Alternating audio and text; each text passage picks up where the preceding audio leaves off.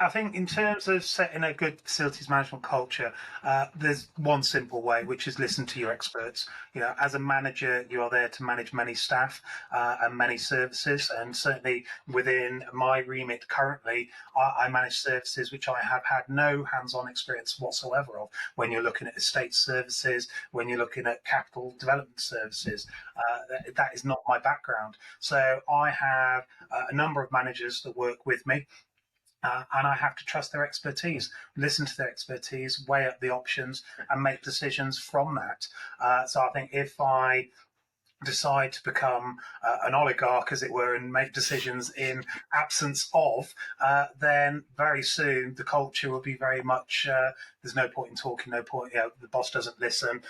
What's the point in having a voice, having a conversation? So getting out there, speaking to the team, speaking to whether it's the gardeners, the engineers, or your managers, having those conversations and listening to those that do their job on a day-to-day basis, because they're for me the absolute experts in this.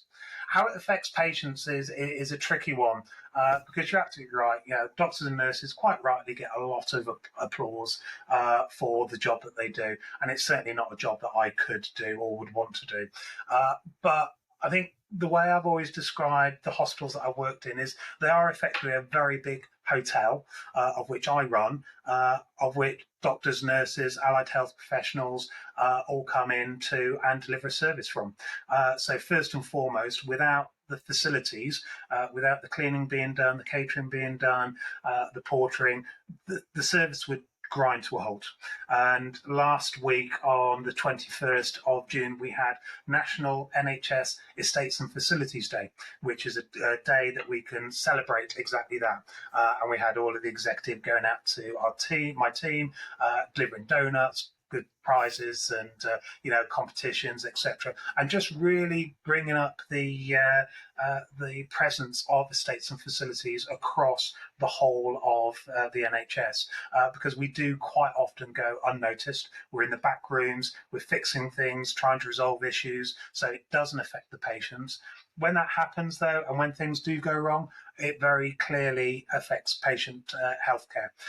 And whether that's through the clinicians not being able to do their job because somewhere isn't clean, or the lights are flickering, or whatever reason it is, all the way to the electrical infrastructure fails, and therefore nobody can do their job.